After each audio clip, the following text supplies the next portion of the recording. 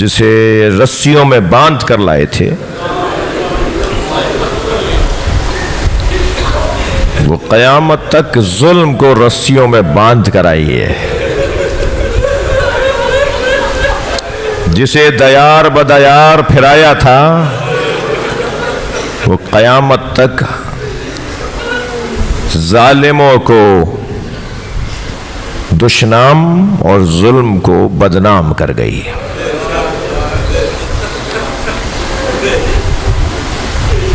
اب ہر مظلوم اس مظلوم کی چھتری کے نیچے آئے گا۔ اب ہر ظالم بچائے خود کو کہ کب اسے یزید کہا جائے گا۔ یہ فتح ہے کہ جو لائی گئی تو تشہیر کی گئی۔ کوئی کہتا تھا یہ باغی کی بہن ہے، کوئی کہتا تھا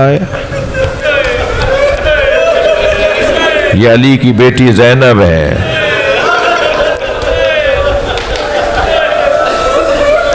میرے مولا سجاد فرماتے ہیں کہ جو مصیبتیں میرے ذہن سے نہیں نکلتی، ان میں سے ایک مصیبت یہ ہے کہ آواز دی گئی زینب کو دربار میں لایا جائے۔ اجرکم اللہ، اجرکم اللہ۔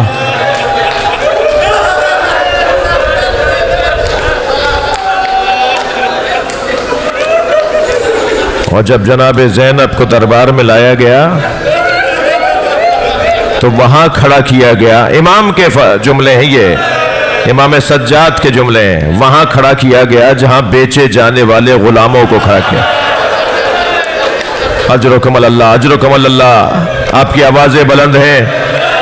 جب بلند آواز سے گریہ ہوتا ہے نا، خاص دعائیں ملتی ہیں ائمہ اہل بیت کی طرف سے۔ تکلف کر کے نہیں رویا کریں، اپنی آوازوں کو آزاد کریں گے۔ میرے مولا سجاد فرماتے ہیں ہمیں وہاں کھڑا کیا گیا جہاں بیچے جانے والے غلاموں کو کھڑا کیا جاتا ہے۔ اجرکم اللہ، اجرکم اللہ۔ آواز دی گئی شمر کو بلایا جائے، شمر کو بلاؤ۔ شمر انتظار میں تھا کہ کب اسے بلایا جائے گا اور اسے پوچھا جائے گا شمر بتاؤ تم نے کربلا میں کیا کیا۔ اب بیبیاں امام سجاد 4 سالہ بچی، امام محمد باقر 3 سال کے ہیں، رسیوں میں باندھ کر انہیں کھڑا کیا ہوا ہے۔ شمر کھڑا ہوا گزارش سنانے کے لیے۔ شمر نے گزارش سناتے ہوئے کہا امیر، ہم نے حسین کو کربلا میں گھیر کے مارا۔ حسین کے ساتھ کچھ سردار بھی آئے ہوئے تھے، مختلف قبیلوں کے سردار بھی تھے۔ ہم نے ان سرداروں کو مارا۔ ہم نے حبیب ابن مظاہر جیسا سردار مار دیا، ہم نے زہیر قین جیسا سردار مار دیا، پھر ہم نے حسین کے جوانوں کو مارا۔ اب ایک ایک کر کے کہنے لگا ہم نے حسین کا عباس مارا۔ رونے والوں، مجھے نہیں پتا مجلس میں خواتین ہیں یا نہیں۔ جب یہ کہہ رہا ہوگا نا کہ ہم نے عباس کو مارا، تو کیا گزر رہی ہوگی جناب عباس کی زوجہ پر؟ شاید اچھا ہی ہے کہ ماں نہیں ہے، وہ مدینے میں عباس کو یاد کر کر کے روئے گی۔ ہم نے علی اکبر کو مارا۔ کہتا رہا، بیبیاں سنتی رہیں، امام سجاد سنتے رہے۔ لیکن ایک مرتبہ جب اس نے یہ کہا نا امیر جب ہم نے سب کو مار دیا تو پھر ہم نے حسین کو پیاسا کر کے مارا۔ بس جیسے ہی اس نے کہا نا کہ ہم نے حسین کو پیاسا کر کے، تو بیبیوں کے حلقے سے جناب زینب کی آواز آئی اسکت ایھا الکاذب ابن الکاذب، خاموش جھوٹے اور جھوٹے کی اولاد۔ سب مڑ کر دیکھنے لگے، کہنے لگے کون ہے یہ، کس نے کہا ہے؟ کہا یہ حسین کی بہن زینب ہے۔ آوازیں آنے لگی زینب کو بولنے کا موقع دیا جائے۔ جناب زینب کو باہر لانے کے لیے سپاہی بڑھے۔ جناب فضہ سامنے کھڑی ہو گئی۔ میں نے اس کی ماں سے وعدہ کیا تھا खबरदार ज़हनम मैं तुम्हारे हवाले नहीं करूंगा। एक ताजिया ना लगा जनाब फिजा को दरबार शाम में, तो बीबी फिजा की आवाज आई, यजीद के अकब में खड़े हबशी गुलामों को आवाज दी, ए हबशियों तुम्हारी गैरत को क्या हुआ है?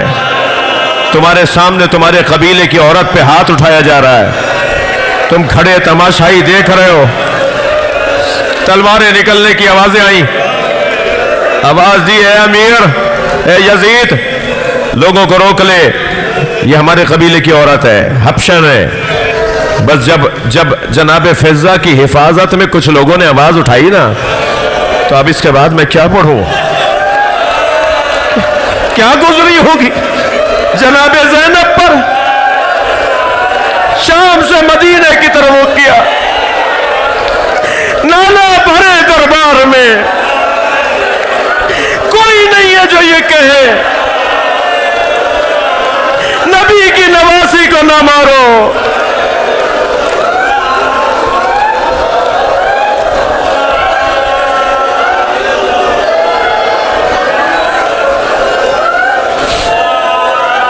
अजरुकम अल्लाह, हौसला करके रोए, हौसला करके।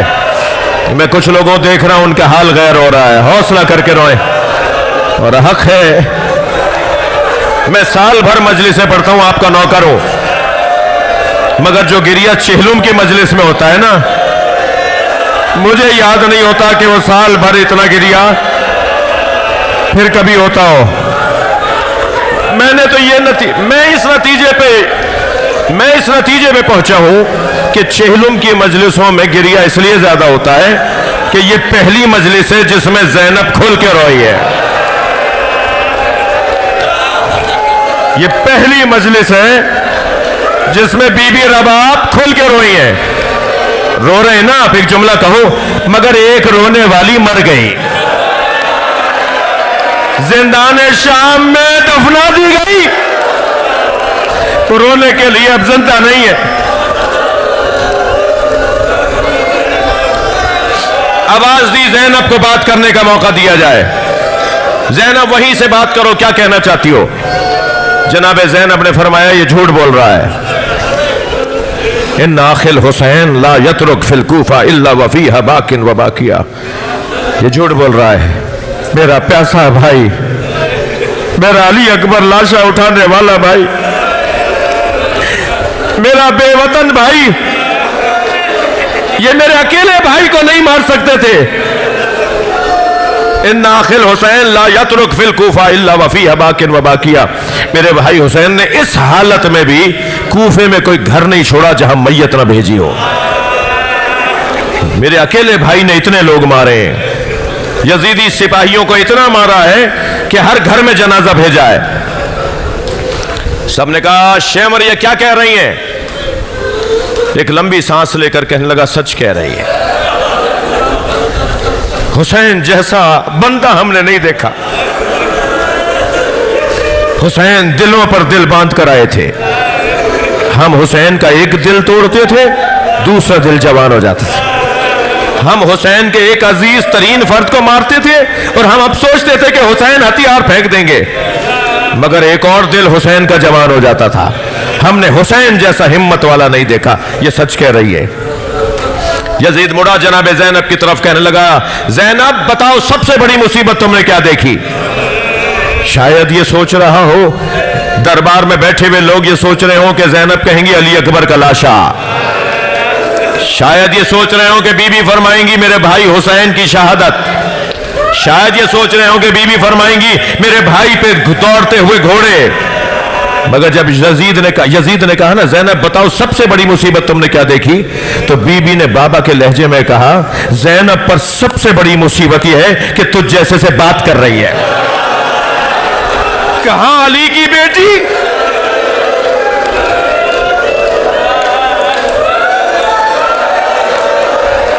अजर कमल अल्लाह। गिरिया हो गया, मजलिस हो गई। शाम का जिंदान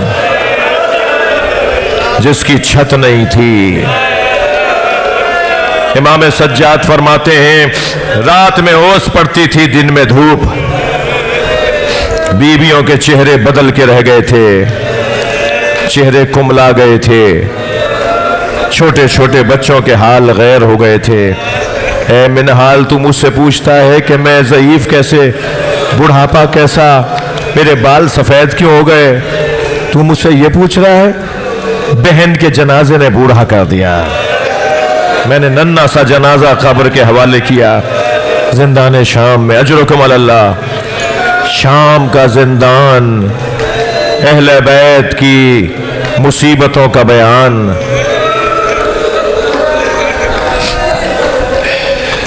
دو سبب لکھے ہیں رہائی کے، ایک سبب جناب سکینہ کی شہادت، سکینہ خود زندان میں رہ گئی اور اپنی شہادت کے ذریعے خاندان کو آزاد کروا گئی۔ ایک اور سبب لکھا ہے، امام زندان کے دروازے پر خرابہ تھا نا، رسیاں باندھی ہوئی تھیں، رسیاں باندھی ہوئی تھیں، زنجیریں ڈالی ہوئی تھیں، امام زندان کے دروازے پر بیٹھے ہیں، ایک شکاری ہرن کا شکار کر کے جا رہا ہے۔ جب وہ سامنے سے گزرا نا تو ہرن لپک لپک کر امام کی طرف آنے لگی اور اپنی بے زبانی میں اس نے کچھ کہا۔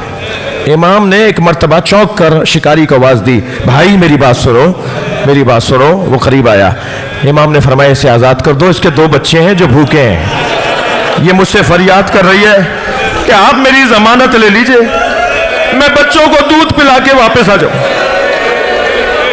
وہ کہنے لگا تمہارے تو ہاتھوں میں ہتھکڑیاں ہیں، تم یہ ہرن کی بات کیسے سمجھے ہو؟ امام نے فرمایا ایک دفعہ اعتبار کر لو، اسے چھوڑ دو، یہ جنگل میں جائے گی، اپنے بچوں کو دودھ پلائے گی، واپس آ جائے گی۔ اس نے مجھ سے وعدہ کیا ہے۔ کہنے لگا میں نے بڑے تجربے کیے ہیں، ایک اور صحیح۔ ہرن کی رسی چھوڑ دی، ہرن دوڑتی ہوئی جنگل میں چلی گئی، کچھ دیر کے بعد آئی، پہلے امام کے پیروں کا بوسہ دیا، پھر گردن جھکا کے شکاری کے سامنے کھڑی ہو گئی، ڈال دے میری گردن میں رسی۔ وہ امام کے پیروں میں آ کے بیٹھ گیا، آپ کون ہیں؟ پہلے اس نے ہرن کو رہا کیا اور پھر کہا آپ کون ہیں؟ امام نے فرمایا میں حجت خدا ہوں، میں حجت خدا ہوں، میں ان پر بھی اللہ کی طرف سے امام ہوں۔ کہا آپ کا نام کیا ہے؟ یہ مسلمان، غیر مسلم تھا، مسلمان ہوا۔ اور پھر اس نے جا کر گاؤں گاؤں دیہات شام کے جا کے بتایا تمہیں پتا ہے زندان میں کون ہے؟ تمہیں معلوم ہے کسے اسیر کیا ہوا ہے؟ عیسائیوں کی طرف سے، غیر مسلموں کی طرف سے، مسلمانوں کی طرف سے ایک بغاوت کا ماحول بننے لگا، یزید مجبوراً رہا کر رہا ہے۔ امام سجاد کو بلا کے کہتا ہے میں آپ کو آزاد کرنا چاہتا ہوں، آپ مدینے چلے جائیے۔ امام نے آ کے جناب زینب سے کہا، بی بی نے فرمایا مجھے آزادی نہیں چاہیے، میرے 3 مطالبے ہیں، میرے 3 مطالبے پورے کیے جائیں، مطالبہ جو رکھتا ہے وہ جیتتا ہے۔ زینب نے تاریخ میں ثبت کر دیا کہ جیت کر میں جا رہی ہوں، یزید کو ہرا کر جا رہی ہوں۔ میرا پہلا مطالبہ یہ ہے ہمارے تبرکات واپس کیے جائیں، ہمارے شہیدوں کے سروں کو ہمیں واپس کیا جائے، وہ جو چادریں لوٹی ہیں واپس کرو، وہ جو زیورات لوٹے ہیں وہ واپس کرو۔ میرا دوسرا مطالبہ یہ ہے کہ مجھے اسی شام میں گھر چاہیے جہاں میں اپنے بھائی حسین کا ماتم کروں، اجرکم علی اللہ۔ فرمایا تیسرا مطالبہ یہ ہے کہ کوئی ایسا شخص ہمارے ہمراہ کیا جائے جو رستوں سے اشرا ہو، ہمیں مدینے پہنچا کے آئے۔ جب امام سجاد نے یزید سے یہ 3 باتیں کی نا تو کہنے لگا کہ وہ جو پہلی شرط ہے کہ تبرکات واپس کروں، کوئی لوٹ کر کہیں لے گیا، کوئی لوٹ کر کہیں لے گیا، آپ مجھے رقم بتا دیجئے میں پیسے دینے کو تیار ہوں۔ امام بیٹھے ہوئے تھے، کھڑے ہو گئے۔ امام نے فرمایا تیرے پاس وہ پیسے کہاں ہیں جو اس کرتے کی قیمت ادا کرے جو میری دادی زہرا نے میرے بابا کے لیے سیا تھا؟ کہا میں آپ کے 2 مطالبات، ایک گھر دیا، 10 دن جناب زینب نے شام میں عزاداری کی، عشرہ کیا ہے پورا۔ تیسرا مطالبہ بشیر ابن جزلم کو آپ کے ہمراہ کرتے ہیں، اس کا باپ بھی شاعر تھا، اہل بیت کا چاہنے والا تھا، آپ کا مرید تھا، میں اسے تم آپ کے حوالے کروں گا جو آپ کو مدینہ پہنچا کر آئے گا۔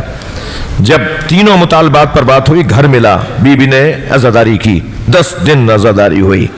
ایک دن جب जाने का वक्त करीब आया ना तो खबर आई कि तबर्रुकात वापस आ रहे हैं।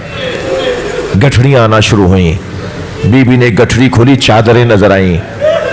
एक चादर को गौर से देख कर कहा, भाभी उम्मे लैला अजरुकम अल्लाह, अजरुकम अल्लाह, मैं मजलिस मुकम्मल कर रहा हूँ। भाभी आपकी चादर वापस आ गई। एक और चादर को देख कर कहा, बहन उम्मे कुलसूम आओ अपनी चादर ले लो। एक और चादर को देख कर कहा, भाभी उम्मे रबाब आपकी चादर भी आ गई। हज़रतारो क़यामत का मंजर है। एक छोटी सी चादर नजर आई, उठाई ज़ैनब ने, कब्र सकीना पे फैला दी। सकीना उठो, अजर कमल अल्लाह, अजर कमल अल्लाह। सर आए, सरे आए, शोहदा के सर आए। काफिला तैयार हुआ। जनाब ज़ैनब ने देखा कि महमिलें तैयार हैं, रंगीन कपड़े लगे हुए हैं, पर्दे लगे हुए हैं रंग बिरंगे। बीबी ज़ैनब ने आवाज देकर कहा, ज़ैनुल आबिदीन मैं इनमें नहीं बैठूंगी। इजअलूहा सौदा हत्ता यालमन नास नहनु फी अज़ाए औलाद ज़हरा। ए ज़ैनुल आबिदीन काले कपड़ों में तब्दील करवाओ। ये जो कपड़े लगे हुए हैं, ये जो पर्दे लगे हुए हैं, इन्हें रंगीन कपड़ों को हटवाओ और काले काले कपड़े लगवाओ, ताकि जहां जहां से ये सवारियां जाएं लोग समझ जाएं कि हुसैन के अज़ादार जा रहे हैं। मेरी बीबी ने महमिलें तैयार करवाई। इमाम सज्जाद ने फरमाया, फूफी अम्मा महमिलें तैयार हैं, आकर बैठे हैं। सारी बीबियां बैठ गई तो जनाब सैयद सज्जाद ने फरमाया, फूफी अम्मा अब आप बताइए, सब बीबियां बैठ गई हैं, काफिला चले? तो बीबी ने फरमाया, भाभी रबाब नजर नहीं आ रही। मजलिस मुकम्मल कर रहा हूं, क़यामत का मंजर है जो तारीख ने लिखा है। मेरी बीबी ने फरमाया, भाभी रबाब नजर नहीं आ रही। मेरे मौला सज्जाद की आवाज आई, मुझे पता है मेरी माँ रबाब कहाँ है, मगर मेरे साथ आई है। अब आगे आगे इमाम सज्जाद है, पीछे पीछे बीबियां हैं। जैसे इमाम सज्जाद ने एक मोड़ काटा ना, एक मोड़ काटा, जिस घर में थे उससे मुड़कर एक मोड़ काटा, तो जनाब ज़ैनब की आवाज़ आई, ज़ैनुल आबिदीन ये तो खराबा शाम है। कपी अम्मा 2 कदम और आगे आइए। अब जो जिंदान शाम में कदम रखा तो क्या देखा, जैसे कोई माँ अपने बच्चे को गले से लगाया हो। जनाबे रबाब ने कब्र सकीना को सीने से लगाया हुआ है और आहिस्ता आहिस्ता कह रही है, सकीना उठो, काफिला तैयार है। तुम्हें मदीना बहुत याद आता था, हम मदीने जा रहे हैं। जनाब ज़ैनब ने कहा, भाभी चलिए, महमिलें तैयार है। तो कांपती हुई आवाज में बोली, ज़ैनब मेरा मदीने में कौन है? मेरा वाली करबला रह गया, मेरी बच्ची अकेली है, मुझे सकीना के पास रहने दो। अला लानतुल्लाह अला कौमिल ज़ालिमीन। या अल्लाह इन आवाज़ों पर रहमत नाजिल फरमा, रोने वालों की तौफीक़ात में इज़ाफ़ा फरमा। मातम हुसैन या हुसैन।